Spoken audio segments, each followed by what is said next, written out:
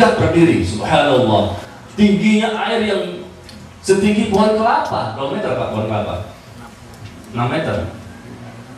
Subhanallah. Hanya masjid itu berada di pinggir pantai. Di pinggir pantai. Tetapi dengan adanya air setinggi 6 meter, masjid itu masih utuh. Padahal masjid itu ada pas di pinggir pantai di Aceh.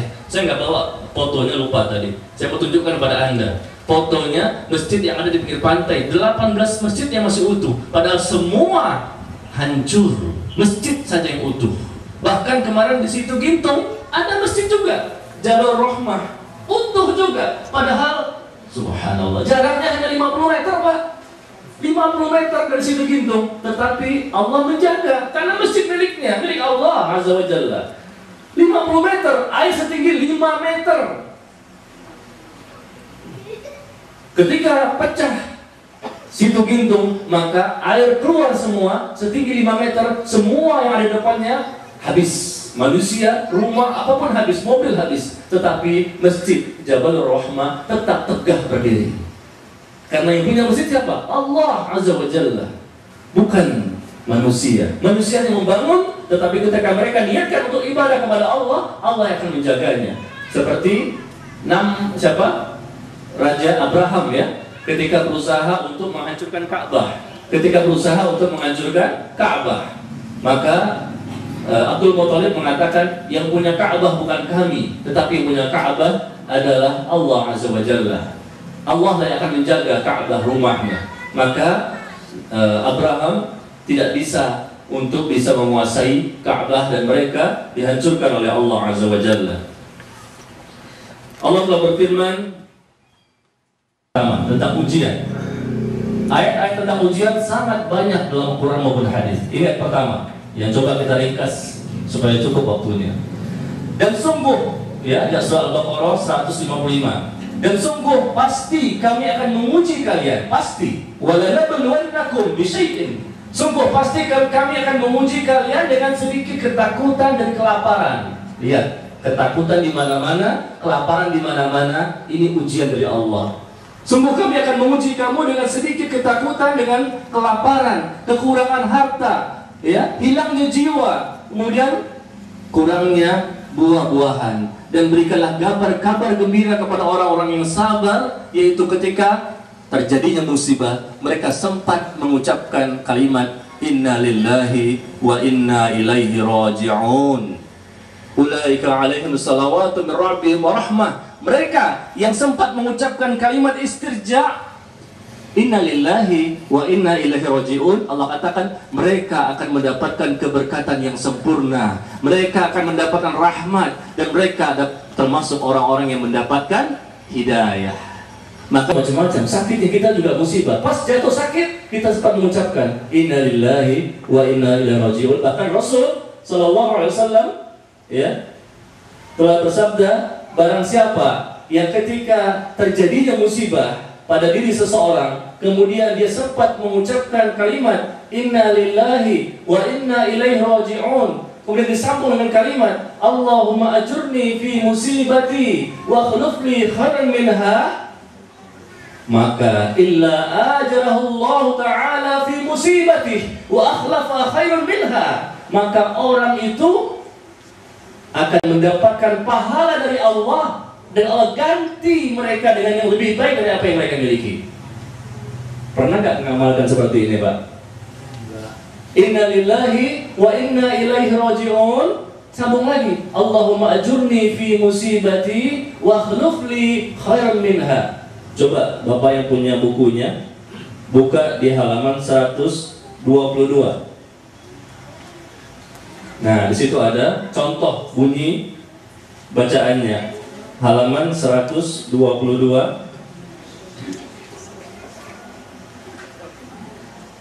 Ini pernah dipraktekkan Pak oleh Ummu Salamah. Ketika Abu Salamah wafat, maka istrinya yang bernama Ummu Salamah mengucapkan perkataan ini. Dan ini ucapan yang Rasul ajarkan kepada para sahabat nabinya. Ya, ketika suaminya wafat, maka Ummu Salamah mengucapkan inna lillahi wa inna ilaihi raji'un. Allahumma ajurni fi musibati wa akhluf li khairan minha. Ya Allah, berikanlah ganjaran atas musibah yang menimpaku ini dan gantilah yang lebih baik daripadanya. Maka Allah pun menggantinya. Suaminya wafat, dia dilamar oleh Rasulullah sallallahu alaihi wasallam. Masya Allah, memang lebih baik gantinya. Abu Salamah diganti dengan Rasulullah sallallahu alaihi wasallam. Tapi bapak, ibu jangan baca sebelum pasangannya meninggal. Jangan baca sebelum pasangannya meninggal, nanti tersinggung. Apalagi bacanya depan-depan lagi. Ya, waktu free gantilah aku yang lebih baik daripadanya. Tersinggung istrinya itu. Atau bapak juga tersinggung ketika istri mengucapkan seperti itu. Tapi kalau sudah meninggal kan nggak apa-apa, boleh kan? Kalau mau silakan, kalau nggak mau nggak apa-apa. Iya, baca doa ini. Rasul ajarkan para sahabat dan dipraktekkan langsung oleh Ummu Salamah. Lihat di halaman 122. Di situ ada contoh bacaannya dan bisa dihafal. Ini kita mencoba, Pak, menyikapi musibah yang ada dengan cara yang Islami. Jangan kita menangis tidak ada habisnya, meronta-ronta, memukul-mukul pipi, merobek-robek baju, itu nggak ada tuntunannya. Tidak ada ganjaran sama sekali. Sudah jatuh, tertimpa tangga pula. Sudah dapat musibah, dapat dosa pula. Apa manfaatnya? La manfaat, tidak bermanfaat.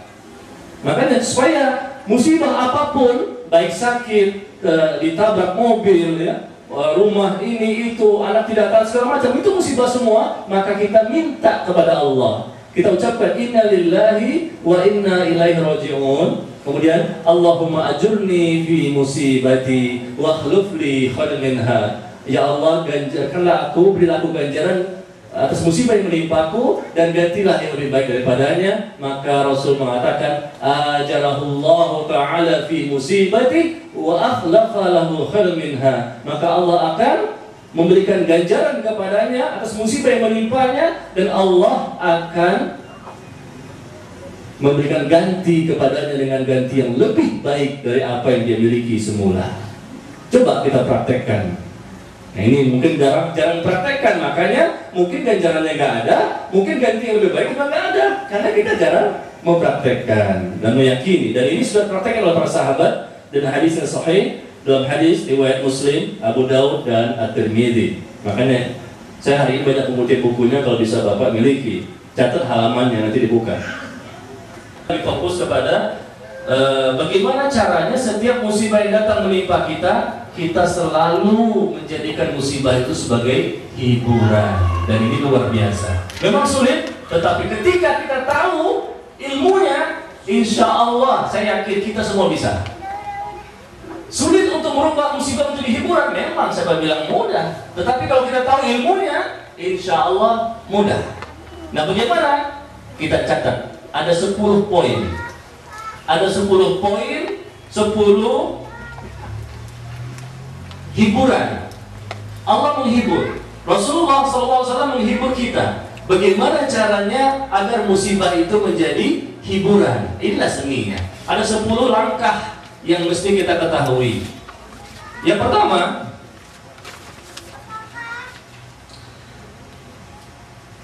sehingga kita bisa merubah musibah menjadi hiburan, karena kita tahu. Yang pertama, karena dengan adanya musibah akan dihapuskan dosa dan diampuni kesalahan, sehingga terhibur kita. Dengan adanya musibah menjadi hiburan, karena kita tahu di dalam musibah tersebut kita akan diampuni dosa-dosa kita dan akan dihapus kesalahan-kesalahan yang kita lakukan.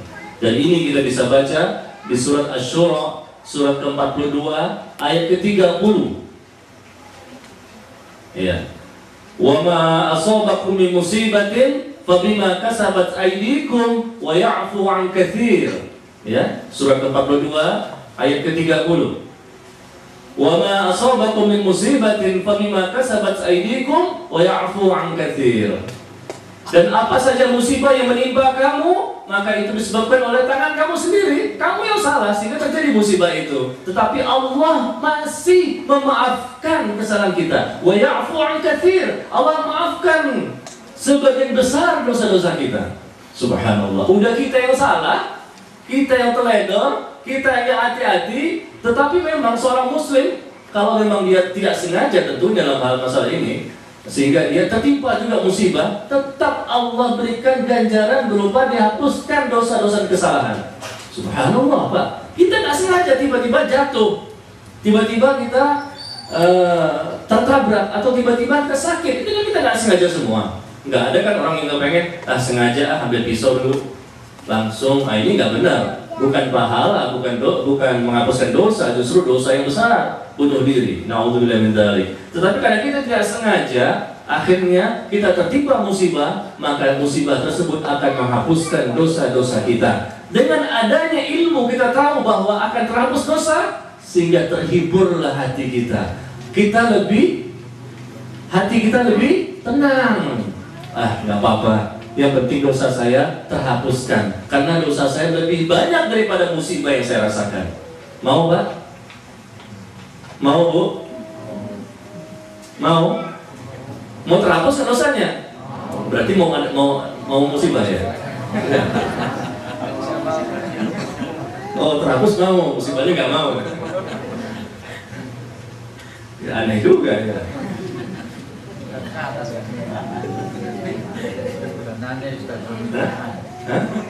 Permintaan.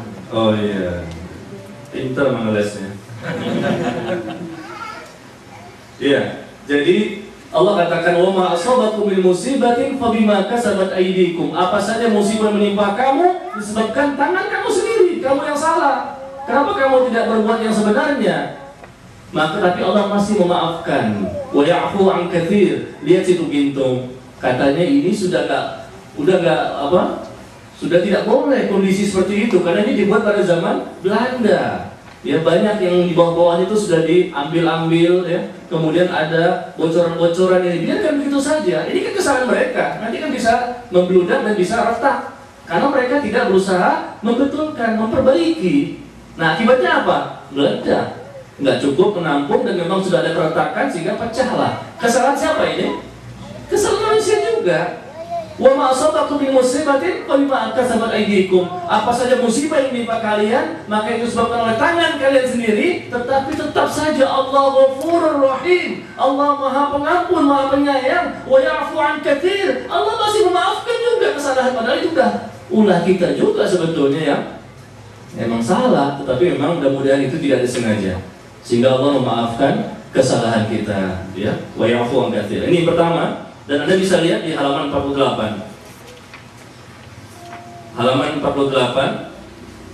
Di sini Rasulullah SAW bersabda, "Ma yusibul muslim min nasabin wala wasabin wala hammin wala husnin wala adza wala ghamma hatta asy-syaukati yushakuha illa kafara Allah biha min khatayahu." Di halaman 48. Rasulullah SAW bersabda dalam hadis yang diriwayatkan oleh Imam Bukhari dan Muslim, tidaklah seorang muslim tertimpa rasa letih, penyakit, rasa gundah, sedih, ya, dan rasa sakit, kegagalan, sampai duri yang mengenai dirinya, melainkan dengan itu Allah menghapuskan dosa-dosanya. Terhibur kita, karena semua yang kita dapatkan, kegagalan, sedih, gundah, letih, penyakit, semuanya akan mendapatkan ganjaran meskipun hanya tertusuk duri yang kecil. Langsung, sakit. Kita sabar, redho dengan apa yang Allah berikan, maka terhapus dosa-dosa kita. Subhanallah, gampang sekali kan teorinya. Gampang kan teorinya? Amalnya, insya Allah Bapak bisa, karena Bapak sudah terlatih untuk itu. Kalau saya sedang belajar. Jadi orang yang berhijrah diusir dari kampung halaman, dari Rasulullah diusir dari Mekah, hijrah kepada Madinah. Ya, disakiti jalan Allah, kemudian diperangi dan seterusnya, maka Allah hapuskan kesalahan-kesalahan mereka. Jadi ini musibah, tapi Allah berikan ganjaran yang luar biasa. Siapa yang tidak mau? Karena dosa kita nggak terhitung, nggak bisa ditaruh di suatu wadah, suatu tempat, nggak bisa, karena saking banyaknya. Kalaupun seandainya dosa kita ditaruh di Gema Pesona juga nggak muat. Kalau betul-betul dibuka semuanya, dosa kita nggak muat taruh di Gema Pesona, karena saking banyaknya yang kita lakukan. Makanya dengan adanya sarana-sarana seperti ini, Allah menunjukkan kasih sayangnya, rahmatnya, Dengan cara seperti ini, insya Allah dosa yang begitu banyak akan bisa terhapuskan. Nah, ini hiburan buat kita. Yang kedua, ya, ini hadis yang diriwayatkan oleh Imam Ahmad dan Nasai. Yang tadi saya bacakan tadi, diriwayatkan oleh Imam Ahmad dan An-Nasai dan terdapat dalam Sahihul Jami' As-Saghir, disahihkan oleh Syekh Albani dalam kitabnya Sahihul Jami' As-Saghir nomor 5779. Anda bisa lihat nanti pas pulang ke rumah, lihat kitab Sahihul Jami' As-Saghir. Punya kan? Punya. Saya yakin ibu-ibu, bapak-bapak sudah punya kitab Sahihul Jami' As-Saghir. Ya. Buku ini aja nggak punya, apalagi kitab Sahihul As-Saghir. Buku ini aja nggak punya, bagaimana kitab Sahihul As-Saghir. Tapi memang saya ketahui, berbaik sangka saja nggak punya. Kenapa? Karena udah paham. Makanya nggak punya juga nggak masalah. Saya tahu itu, berbaik sangka. Betul Pak ya? Iya, insyaallah. Ya, ngeles lagi. Yang kedua, bagaimana musibah menjadi hiburan? Jadi pertama, karena dihapuskan dosa dan diampuni kesalahan sehingga kita terhibur.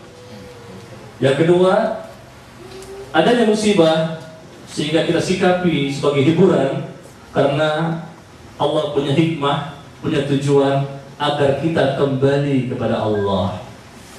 Yang awalnya kita mungkin lupa dan lalai, dan banyak lagi lalainya daripada ingatnya, sehingga Allah berikan sedikit peringatan dan teguran atau ujian bagi orang mukmin, sehingga mereka, bagi orang mukmin tentunya mereka sudah benar, tapi supaya mereka lebih istiqomah lagi dan diuji keimanannya. Dan bagi seorang muslim yang kadang benar kadang tidak, maka supaya mereka kembali lagi kepada jalan yang benar, supaya mereka istiqomah. Ini agar mereka kembali ke jalan Allah. Ya, bisa kita lihat di surah ke-30 ayat ke-41. Allah tabaraka wa ta'ala berfirman, "Zahara al-fasadu fil barri wal bahri bima kasabat aydin nas liyudhiqahum ba'da alladhi 'amilu la'allahum yarji'un." Surah 30 ayat 41. Ya. Telah nampak kerusakan di daratan dan di lautan disebabkan ulah manusia, disebabkan tangan-tangan manusia. Allah menghendaki agar mereka merasakan sebagian akibat dari apa yang mereka lakukan. Supaya apa? La'allahum yarji'un, supaya mereka kembali ke jalan yang benar. Ini manfaat ujian. Bisa jadi ketika itu posisi kita memang sedang turun imannya, futur. Iman kadang naik, kadang turun, ya. Nah, Allah berikan ujian, Allah berikan musibah supaya kita kembali ke jalan Allah, supaya kita bisa istiqomah, supaya kita naik lagi imannya. Bermanfaat kan? Sehingga menjadi hiburan bagi kita. Alhamdulillah diingatkan oleh Allah sehingga kita ibadah lagi. Mungkin awalnya lupa dengan sholat, bahkan nggak sholat sama sekali. Banyak loh kejadian seperti itu, Pak. Orang-orang yang bermaksiat tidak pernah ibadah sama sekali, begitu masuk rumah sakit, selesai itu Allahu Akbar, sholat. Manfaat kan? Orang yang tidak pernah ibadah sama sekali, begitu kasih ujian, langsung ibadah, langsung sholat. Orang yang memang sudah ibadah, ya, kemudian dia kadang ibadah, kadang tidak, lupa atau imannya suka turun naik, ya, atau banyak lalainya. Allah berikan musibah, ingat lagi, alhamdulillah, sehingga dia beribadah kembali dengan semangat. Jadi fungsinya banyak. Telah nampak kerusakan di daratan dan di lautan, zahara al-fasadu fil barri wal bahri bima kasabat aydin nas, kan disebabkan tangan manusia sehingga terjadilah kerusakan di daratan dan lautan. Tetapi Allah ingin supaya manusia itu kembali ke jalan yang benar meskipun sudah dirusak oleh mereka, ya, tapi Allah inginkan mereka merasakan dulu akibat dari sebagian perbuatan mereka. Liyudhiqahum ba'da alladhi 'amilu, supaya mereka merasakan sedikit saja, enggak semuanya. Kalau semuanya mungkin habis manusia ini. Apalagi kalau Allah berikan hukuman akibat perbuatan mereka, mungkin habis kita manusia semuanya. Tapi Allah berikan sedikit akibat dari perbuatan mereka, supaya apa? La'allahum yarji'un, agar mereka kembali. Ya, Pak. Kalau Allah mau betul-betul memberikan hukuman kepada kita, betul-betul sesuai dengan dosa kita, nggak ada manusia yang hidup di muka bumi. Nggak ada. Allah berikan sedikit saja, teguran nggak banyak. Tapi sedikit ini pun kita nggak mampu kan? Apalagi kalau betul-betul disesuaikan dengan dosa yang kita lakukan, semakin tidak mampu. Tapi Allah berikan takaran ukuran sesuai dengan kemampuan kita. La yukallifullahu nafsan illa wus'aha. Allah tidak beri beban kepada seorang hamba melainkan sesuai dengan kesanggupannya. Sedikit diberikan sentilan, teguran, peringatan agar dia kembali la'allahum yarji'un. Allah Azza wa Jalla telah berfirman di surah An-Nahl di surah ke-16 ayat ke-61. Allah berfirman,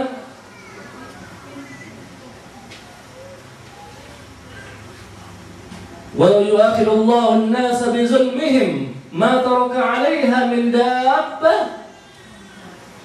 Seandainya Allah memberikan balasan kepada manusia disebabkan apa yang telah mereka lakukan, ma taraka 'alaihi min dabbah, engkau tidak akan menemukan di muka bumi ini meskipun hanya binatang melata, habis semua.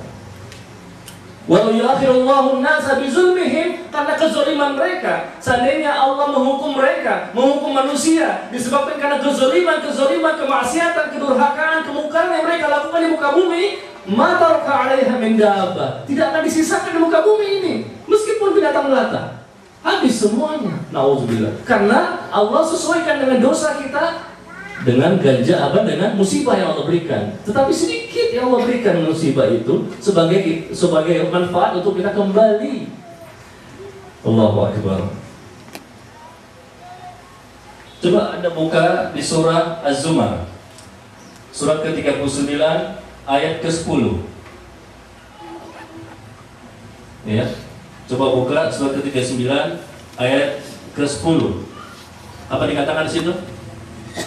Katakanlah, hai Muhammad, wahai hamba-hambaku yang beriman, bertakwalah kepada Tuhan. 39 ayat 10. Ya, ini ayat 10 aja. Oh ya benar. Terus bawahnya ada nggak mengenai sabar? Katakanlah, apa Ustaz? Ya. Wahai hamba-hambaku yang beriman, bertakwalah kepada Tuhanmu. Bagi orang-orang yang berbuat baik di dunia ini akan memperoleh kebaikan. Dan bumi Allah itu luas. Hanya orang-orang yang bersabarlah yang disempurnakan pahalanya tanpa batas. Innamas sabru ajrahum bighairi hisab. Sesungguhnya hanya orang-orang bersabarlah yang diberikan ganjaran kepada mereka tanpa batas. Allahu Akbar. Sesungguhnya orang-orang yang bersabarlah yang diberikan ganjaran kepada mereka tanpa batas. Jadi kita tahu adanya ujian, bakal ada ganjaran. Ganjaran luar biasa tanpa batas jika orang itu bersabar. Kapan Pak waktunya bersabar? Apakah setelah 3 bulan? Apakah setelah 2 minggu? Ya, namanya sabarnya telat. Sabar yang paling diutamakan dan yang paling tinggi nilai ganjarannya adalah sebagaimana Rasulullah SAW telah bersabda, "Innamas sabru 'inda sadamatil ula." Hadis yang sahih diriwayatkan oleh Imam Ahmad dalam Sahih Al-Jami' As-Shaghir. Sesungguhnya kesabaran itu hanyalah ada pada awal benturan yang pertama dari musibah. Pertama kali datang musibah, langsung kita sabar. Nah itulah sabar yang dimaksud di ghairi hisab, tanpa batas. Allahu Akbar. Sabar yang paling utama. Innamas sabru 'inda sadamatil ula. Sesungguhnya kesabaran itu yaitu awal benturan pertama. Ketika terjadi musibah, kita mampu untuk tenang, tidak panik. Nah, kadang-kadang kan orang kalau dapat musibah panik ya, bingung, panik, pusing, bahkan BAB. Ada kan? Mohon maaf nih, bukan nyolong, memang begitu kan? Mungkin Bapak pernah juga pengalaman. Pusing, bingung, panik, akhirnya bisa BAB, langsung masuk kamar mandi karena buang air besar. Panik, bingung, dia nggak sabar. Tidak sabar menghadapi musibah. Seharusnya kita kondisikan, ini Pak rahasianya adalah kita kondisikan hati kita ketika kita sedang mendapatkan kenikmatan. Sebentar lagi mungkin saatnya gantian jatah kita mendapatkan cobaan. Kita lihat di halaman 192. Ibu-ibu bisa lihat di halaman 192. Ada satu hadis yang mana Rasulullah SAW bersabda dalam hadis yang diriwayatkan oleh Imam Bukhari. Ini suatu ganjaran yang luar biasa, Pak. Mungkin kita jarang dengar ya hadis ini. Di mana Rasul SAW telah bersabda, "Idza maridal 'abdu aw safara wa kutiba lahu mithlu ma kana ya'malu muqiman sahihan. Dalam hadis riwayat Imam Bukhari, Rasul SAW bersabda, apabila seorang hamba sakit atau sedang dalam keadaan perjalanan safar sebagai musafir, maka tetap dia mendapatkan ganjaran sebagaimana ketika dia mukim, nggak keluar, nggak safar, atau ketika dia sehat. Maksudnya gini, ketika ada seorang hamba, bapak-bapak misalnya terbiasa ke masjid ya, subuh ke masjid, zuhur ke masjid, terus sampai isya ke masjid, tiba-tiba sakit sehingga tidak bisa ke masjid. Bapak akhirnya di rumah saja kan, atau mungkin di rumah sakit, nggak bisa ke masjid. Tetapi Rasul mengatakan apa? Tetap dia mendapatkan pahala sholat berjamaah. Mau? Berarti mau musibah? Pahalanya mau, pahalanya musibahnya mau. Gimana nih Pak? Idza marida al-'abdu aw safara kutiba lahu mithlu ma kana ya'malu muqiman sahihan. Dalam hadis riwayat Imam Bukhari, apabila seorang hamba sakit atau dia musafir ini kan kadang-kadang kalau kita mungkin kan ada qobliyah zuhur dan ba'da zuhur kan gitu ya. Salat kan ada salat sunnah sebelum zuhur. Setelah itu kan ada salat setelah salat zuhur ba'diyah. Nah itu kalau kita mungkin nggak kemana-mana. Tapi kalau musafir kan kita kosong dan jamak kan. Kita ke Bandung maka zuhur jadi 2 rakaat, asar jadi 2 rakaat. Kalau kita mau jamak berarti 2. Berarti kita tidak mengerjakan salat qobliyah dan ba'diyah. Karena Rasul mengajarkan seperti itu. Tetapi apa yang Rasul mengatakan? Tetap meskipun dia mengerjakan 2 rakaat zuhur dan 2 rakaat asar, tetapi seolah-olah kalau dia memang terbiasa sebelumnya waktu mukim, waktu di Jakarta mengerjakan qobliyah dan ba'diyah, tetap mendapatkan ganjaran seperti orang yang mengerjakan qobliyah dan ba'diyah. Subhanallah. Hadis Bukhari sahih. Idza marida al-'abdu aw safara kutiba lahu mithlu ma kana ya'malu muqiman sahihan. Indah ya? Gimana, terhibur nggak Pak? Terhibur nggak? Belum merasakan udah terhibur, gimana kalau merasakan? Baru dengar saja hadisnya udah, wah Masya Allah enak sekali. Enak di rumah, kadang-kadang kita harus ke masjid kan? Pas sakit di rumah, aduh ya Allah Engkau maha tahu bahwa hatiku sebetulnya aku pengen ke masjid untuk sholat berjamaah bersama kaum muslimin, tetapi aku sakit, tidak bisa datang ke masjid.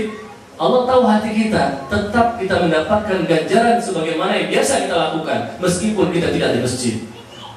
Sama seperti orang yang ke Bandung misalnya sebagai musafir atau musafir ke daerah-daerah yang lain ya dalam perjalanan, maka kita pun mendapatkan ganjaran sebagaimana perbuatan kita sebelum kita musafir. Ketika di Gema Pesona Estate misalnya Bapak sering qobliyah dan ba'diyah zuhur misalnya. Ketika musafir tidak ada qobliyah dan ba'diyah karena Rasul mengatakan orang yang musafir cukup dikosor saja ya 2 rakaat. Ya, maka tetap dia mendapatkan ganjaran qobliyah dan ba'diyah ketika dia musafir. Subhanallah. Dan itu tidak bisa kita dapatkan kecuali kalau kita mendapatkan musibah terlebih dahulu, sakit atau musafir.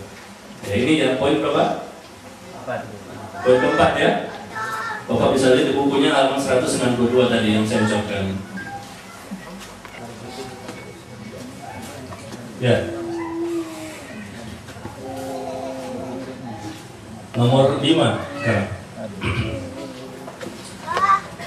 Nomor 5, seni menikmati ujian, bagaimana mengubah musibah menjadi hiburan adalah pahala pada hari kiamat yang bertambah. Ini yang saya tulis 10 poin ini tidak semuanya ada di buku ini Pak ya. 10 poin ini ada beberapa saja yang ada di buku ini. Adapun yang lain saya ambil dari buku yang lain. Karena ada beberapa yang kurang, sehingga saya lengkapi dari buku yang lain. Jadi semua kita cermati bersama, ya sangat menginginkan. Ini yang berkata bukan saya, Rasulullah SAW. Dan kita tahu Rasul tidak pernah berdusta. Wa ma yantiqu 'anil hawa in huwa illa wahyu yuha. Ya, tidak pernah Rasul itu berkata dengan hawa nafsunya, tetapi apa yang dia sampaikan semua dengan tuntunan wahyu. Ya. Nah ini makanya orang-orang yang sehat ketika di dunia sangat menginginkan nanti di hari kiamat mendapatkan ganjaran yang sama seperti orang-orang yang mendapatkan musibah ketika di dunia. Bahkan lau anna juludahum kanat quridat fid dunya minal maqarid, bahkan seandainya kulit mereka digunting dengan gunting bermau ketika di dunia demi mendapatkan ganjaran yang luar biasa mereka nanti di hari kiamat. Allahu Akbar. Ini hiburan kan? Terhibur kita. Saya Pak, mengapa minta Pak Bakhtiar membahas buku ini? Karena saya sendiri merasa terhibur. Nah, saya ingin antum semua terhibur juga sebagaimana saya pernah terhibur. Saya pernah sakit Pak 10 hari kena cacar.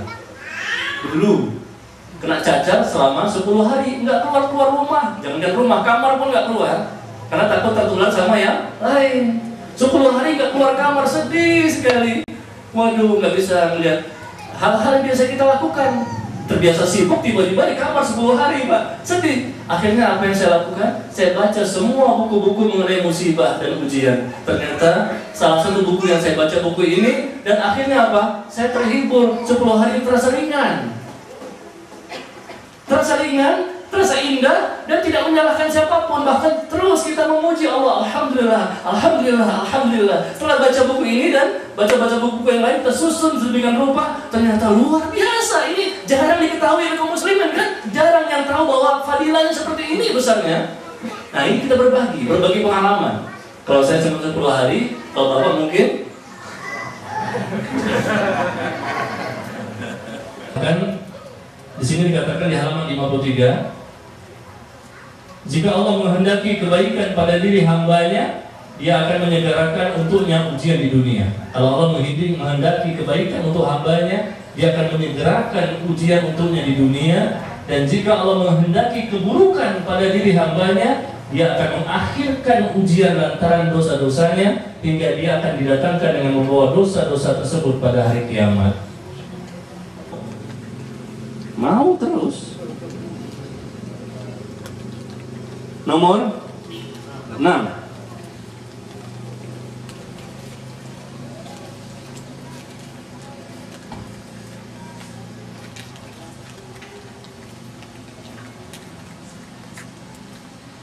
Nomor 6,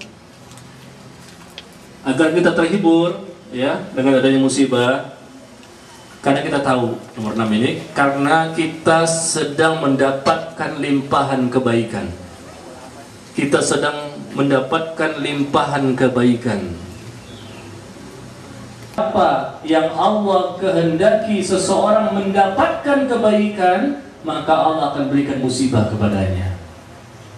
Luar biasa.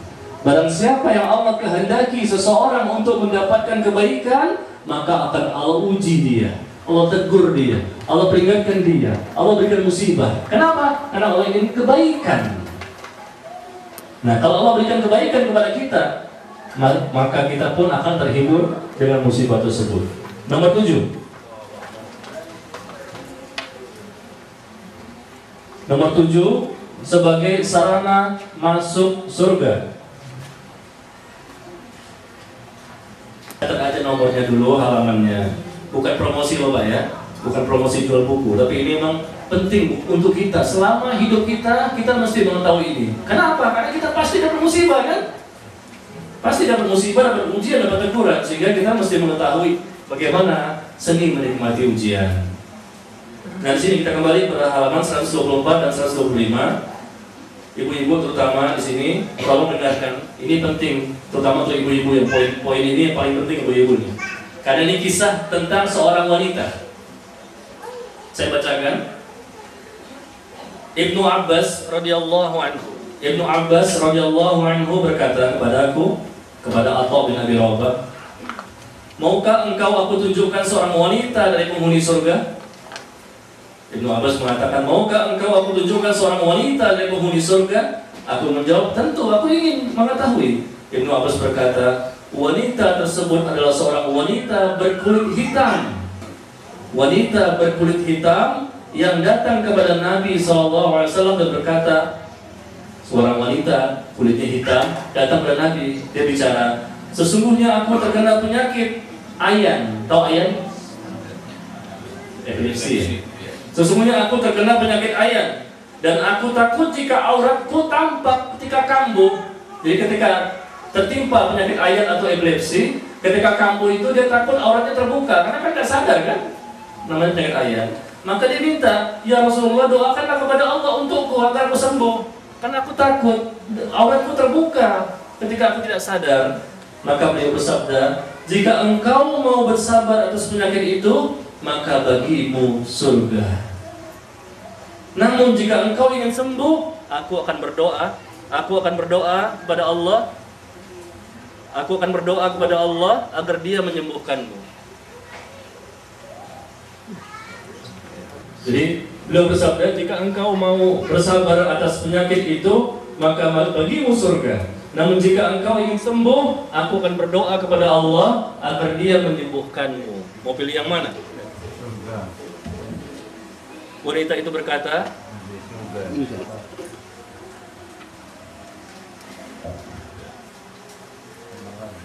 berkata,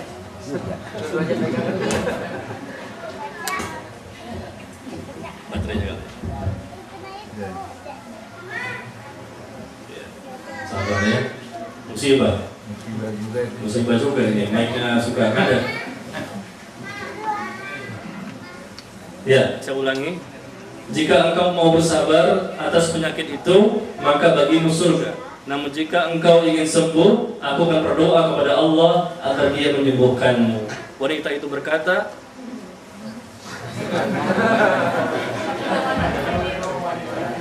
diulang-ulang pas itu mati lagi. Sepertinya ibu-ibu nggak terima bacanya ini. Wanita itu berkata, aku pilih bersabar. Namun aku takut jika auratku tampak ketika kambuh. Maka berdoalah kepada Allah agar ketika aku kambuh, auratku tidak tersingkap. Lalu Rasulullah SAW pun mendoakannya. Lihat, seorang wanita berkulit hitam, dia sering mendapatkan penyakit ayan atau epilepsi, dan dia minta kepada Rasulullah agar mendoakannya supaya dia sembuh. Maka Rasul mengatakan, maukah engkau bersabar? Karena dengan bersabar itu engkau akan mendapatkan surga. Aku mau bersabar, tetapi dengan bagaimana dengan penyakit epilepsiku ini, dengan ayanku ini? Aku takut ketika datang penyakit ayan, auratku terbuka. Maka doakanlah, aku ingin bersabar, tapi tolong, ketika kalaupun datang penyakit itu, epilepsi atau ayan, aku minta doamu agar auratku tidak terbuka. Maka Rasul pun mendoakan kepadanya agar ketika datang penyakitnya kambuh, maka auratnya pun tidak terbuka. Tetapi dia bersabar dengan penyakitnya, dan Rasul menjanjikan surga atasnya. Inilah seorang wanita yang masih berada di dunia, tapi Rasul mengatakan dia salah seorang penghuni surga. Gara-gara apa, Pak? Sebabnya apa? Gara-gara dia bersabar dengan penyakitnya. Luar biasa. Dengan sakit epilepsi saja, dengan sakit ayan saja, dia masih ingat auratnya supaya jangan terbuka. Bagaimana dengan sehat? Bagaimana ibu-ibu yang masih sehat? Yang masih sakit ayan, epilepsi saja masih ingat, ya Rasulullah, saya takut ketika kambuh nanti auratku terbuka. Terlihat laki-laki yang lewat. Aku takut. Aku sabar dengan penyakit ini, tapi ketika kambuh aurat terbuka. Aku nggak ingin. Aku minta doa kepadamu supaya ketika kambuh pun aurat tidak terbuka. Luar biasa. Masih ingat dengan auratnya meskipun kena ayan, epilepsi. Bagaimana orang wanita-wanita yang sudah sehat nggak ayan? Apa perlu ayan dulu? Oh Pak Ustadz, saya pengen mengamalkan hadis itu. Perlu nggak saya ayan dulu? Oh nggak perlu, jangan. Maksudnya di sini orang yang sakit saja masih ingat dengan auratnya. Bagaimana yang sehat nggak ingat dengan aurat? Ya, nauzubillah min dzalik. Hubungannya ya, halaman 153.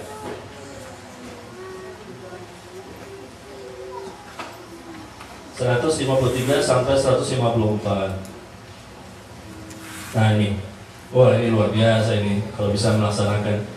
Betul, poin ke-7 ini sarana untuk masuk surga.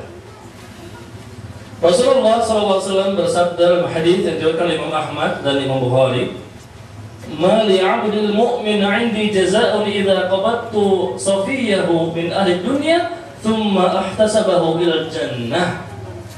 tidak ada balasan bagi seorang hamba mukmin di sisiku jika aku telah mencabut nyawa orang yang dicintainya, yang paling disayangi, yang paling dicintainya dari penduduk dunia, kemudian ia mengharapkan pahala dariku kecuali surga.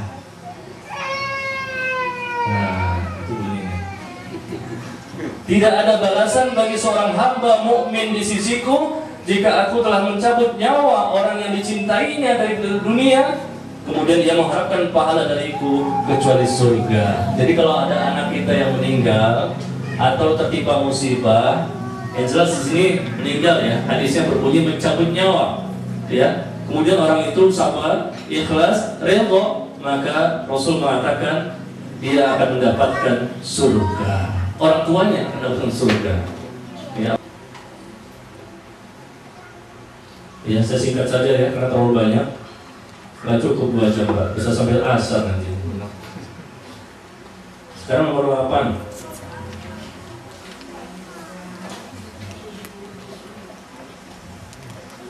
Manfaat adanya musibah sehingga bisa terhibur adalah supaya kita berdoa dengan merendahkan diri. Dengan adanya musibah sehingga kita berdoa dengan merendahkan diri. Nah, kenapa kita mesti berdoa? Ada 3 sebab, Pak. Kita berdoa supaya pertama, Allah tidak menimpakan cobaan. Allah tidak menimpakan cobaan. Yang kedua, kita berdoa supaya diteguhkan ketika sedang menghadapi cobaan, dan jangan sampai cobaan itu mengenai agamanya. Jadi pertama, kita berdoa supaya Allah tidak menimpakan cobaan, itu boleh. Yang kedua, supaya diteguhkan ketika sedang menghadapi musibah, dan jangan sampai musibah itu mengenai agamanya. Yang ketiga, kita berdoa supaya diringankan cobaan yang menimpa. Jadi 3. Kita berdoa supaya apa? Supaya dijauhkan musibah itu dari kita. Yang kedua, kalaupun diberikan pada kita, ditimpakan pada kita, maka kita minta diteguhkan iman kita. Yang ketiga, kita minta diringankan cobaan yang menimpa kita. Seni menikmati ujian supaya mengubah musibah menjadi hiburan. Karena kita tahu dengan adanya musibah, adanya ujian sebagai hijab bagi seseorang dari neraka. Hijab, ya, tirai, penghalang seseorang dari neraka. Lihat di halaman 157. Anda baca sendiri. Keterangannya dari situ. Kemudian yang terakhir, yang 10.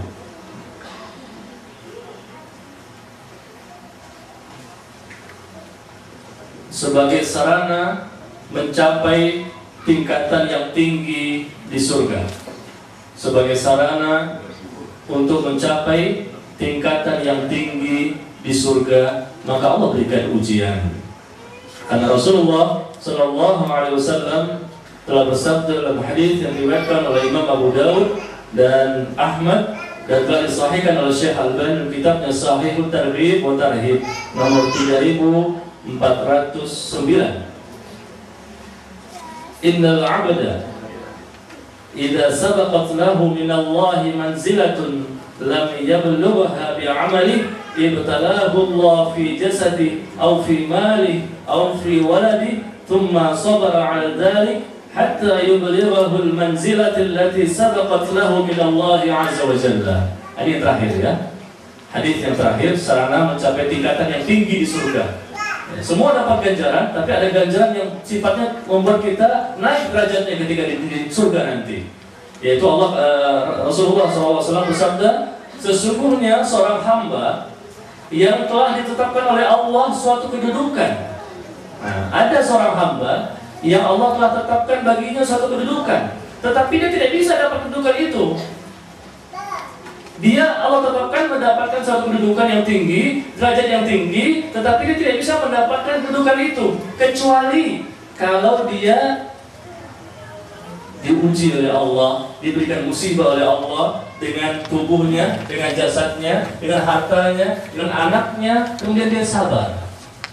Nah, Allah tentukan dia harus dapat ini kedudukan ini, tapi dia harus, kalau mau pengen dapat kedudukan ini, derajat yang tinggi di sisi Allah, dia harus melewati dulu persyaratannya. Maka Allah berikan ujian kepada jasadnya, kepada hartanya, kepada anak-anaknya. Kemudian dia sabar atas yang demikian tersebut, hatta sampai hingga dia bisa melaksanakan semuanya, maka Allah berikan kedudukan itu kepadanya.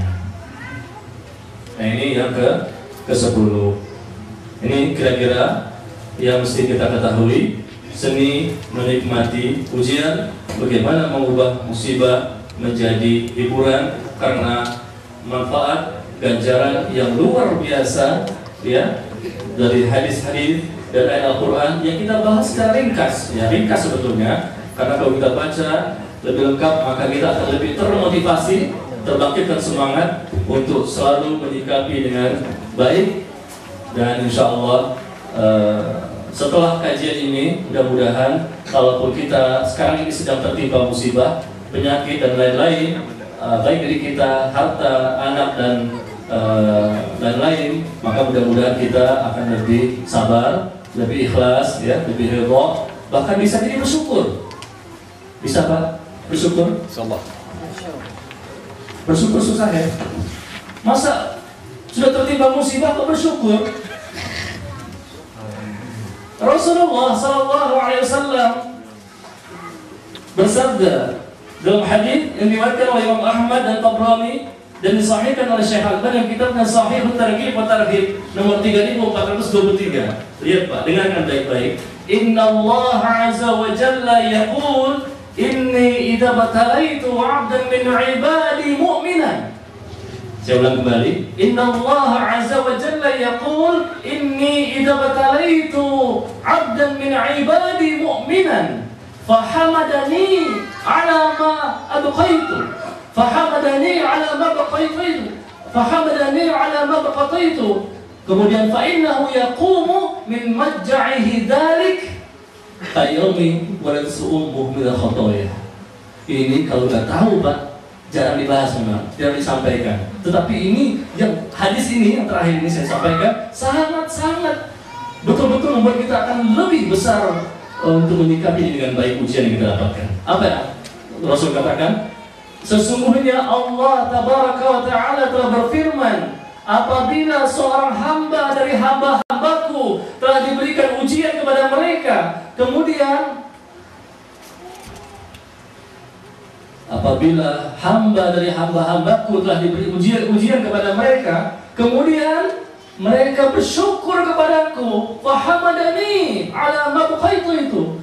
Mereka telah diberikan ujian oleh Allah, kemudian mereka bersyukur, memuji Allah, alhamdulillah, luar biasa, bersyukur. Tapi apa akibatnya? Maka sesungguhnya dia akan bangun dari tempat tidurnya seperti dia dilahirkan oleh ibunya tanpa dosa. Pernah dengar? Belum dibuka sesi tanya jawab sudah ada kertasnya, ada banyak. Jadi kita mulai dengan sesi tanya jawab. Alhamdulillah kita sudah dapat pencerahan bagaimana kita menikmati ujian ini dan mengubah musibah menjadi hiburan. Sudah banyak sampai dengan 8 poin yang kita simak dan kita cermati. Oleh karena itu Pak Ustadz dimohon untuk memberikan jawaban atas pertanyaan-pertanyaan yang diberikan. Seandainya pertanyaan ini belum bisa dijawab karena datangnya azan zuhur, maka pertanyaan ini akan dijawab pada sesi-sesi berikutnya. Insya Allah kita doakan Ustadz Nasmi selalu sehat dan selalu mendapat pertolongan Allah untuk memberikan jawaban-jawaban yang Bapak tanyakan itu. Sebelum masuk kepada jawaban, kami ingatkan kembali bahwa besok Ahad tanggal 19 akan dilangsungkan kajian ilmiah di Masjid Miftahul Wasliyah di Komplek Tirta Mandala. Pematerinya adalah Ustaz Rasmi. Tanggal 25 bulan April juga bedah buku Meraih Pahala Besar dengan Sedikit Amal yang akan disampaikan oleh Ustadz Badrus Salam di masjid atau di tempat yang sama. Tanggal 26 bulan 4 di tempat ini Ustadz Ibnu Saini akan memberikan tausiah dengan materi wasiat dan prinsip Imam Syafi'i rahimahullah tentang taktik buta dan fanatisme mazhab. Ini semua adalah diselenggarakan pada jam 9 sampai dengan jam 11.30. Terima kasih. Wabillahi taufiq wal hidayah. Wassalamualaikum warahmatullahi wabarakatuh. Silakan Ustaz. Ya. Kita masuk ke sesi tanya jawab. Saya nggak tahu ini bisa cukup waktunya apa tidak, karena banyak. Makanya kalau waktunya tidak cukup, mungkin bisa dijawab oleh tuan rumah. Insyaallah. Tuan rumah dengan saya. Kalau saya kapan ketemu di sini kan? Tuan rumah kan tiap minggu, berarti bisa diwakilkan. Atau dibagi buku satu. Yang pertama, Ustadz, bagaimana dengan kebanyakan orang yang mengatakan bahwa sabar itu ada batasnya? Sabar itu ada batasnya. Memang sabar ada batasnya. Tetapi yang saya katakan tadi, pahala sabar beda kan? Pahala sabar tidak ada batasnya. Buka lagi surat Az-Zumar, surat ke-39 ayat ke-10. Innamas sabru ajruhum bighairi hisab. Sesungguhnya kesabaran itu pahalanya tidak terbatas. Pahalanya, bukan kesabarannya. Kalau kesabaran ada batasnya, kita boleh bertindak yang lain. Ya, misalnya ada orang yang berusaha untuk memusuhi kaum muslimin, misalnya. Dan kita dakwahi, jangan Anda mengganggu kami. Masih seperti itu. Maka ketika mereka apalagi menyerang kita, maka kita harus berbalik mempertahankan diri kan? Enggak sabar, oh diam aja dipukul, diam aja. Tampar pipi kiri, kasih pipi kanan supaya pas. Ini bukan sabar namanya. Ya seperti di Bible kan seperti itu. Bapak kalau datang ke orang yang sakit, bacanya apa? Kita jenguk nih, jenguk orang lagi sakit, terus ngapain? Oh lama matinya. Atau kalimat yang lain? Rasul mengajarkan kalau kita datang menjenguk orang yang sakit, kita katakan la ba'sa tahur insyaallah. Itu sunnah dihidupkan ini sunnah yang jarang dipakai. La ba'sa tahur insyaallah. Enggak apa-apa penyakit kamu ini, mudah-mudahan sebagai penghapus dosa yang kamu lakukan. Insyaallah. Mau? Kita praktekkan ini sunnah, jarang dihidupkan. La ba'sa tahurun insyaallah. Ketika kita menjenguk orang yang sakit, ucapkan kalimat ini. Lalu kalau kita tahu doa yang Rasulullah ajarkan, Rasul mengajarkan kalau kita menjenguk orang yang sakit, maka kita doakan As'alullah al-azim, Rabbal arshil azim, ayashfiyah 7 kali. Dan pernah dipraktikkan oleh seorang sahabat dan sembuh dengan izin Allah. Rasul mengajarkan, ketika kita menjenguk orang sakit, kita berikan hiburan kepada dia dengan mengatakan la ba'sa, tahurun insyaallah, enggak apa-apa. Mudah-mudahan ini sebagai penghapus dosa. Tenang aja, sabar kamu. Jangan keluh kesah. Kemudian kita doakan As'alullah al-azim, Rabbal arshil azim, ayashfiyah. Aku mohon kepada Allah yang Maha Agung, Rabb Arsh yang agung, agar Allah menyembuhkanmu. 7 kali kita sebutkan. Nah, ini sunnah yang jarang dilakukan. Lagi-lagi kita jarang menghafalnya karena sudah terhafalkan dari yang lain-lain. Ya, atau kita baca contoh lain, misalnya kita baca kalau kita sakit, jangan ke orang lain, kita pun bisa mempraktekkan. Ini Rasul ya, contoh sunnah yang jarang diamalkan. Di mana posisi sakit kita? Di kepala, di jantung, di tangan, atau di kaki? Rasul mengajarkan di mana tempat kita sakit, kita tempelkan tangan kita, membaca Bismillah 3 kali. Bismillah, Bismillah. Kemudian dilanjutkan dengan baca 7 kali. A'udzu bi'izzatillah wa qudratihi min syarri ma ajidu wa uhadir. Aku berlindung kepada keperkasaan Allah dan kuasanya dari penyakit yang aku derita dan aku khawatirkan. 7 kali, insya Allah sembuh. Ini hadis sahih semua, diajarkan Rasul para sahabat dan sahabat melakukannya karena mereka sembuh dengan izin Allah. Jadi kalau datang ke tempat orang lain, ucapkan la ba'sa, tahurun insyaallah, doakan astaghfirullahalazim, rabbal arsyil azim, ayashfiyah 7 kali. Nah, kalau kita sakit atau orang lain sakit, maka kita tempelkan tangan kita. Kalau laki-laki ya, kalau kita datang ke orang perempuan sakit ya bukan mahram kita, jangan ditempelkan tangan kita. Ya.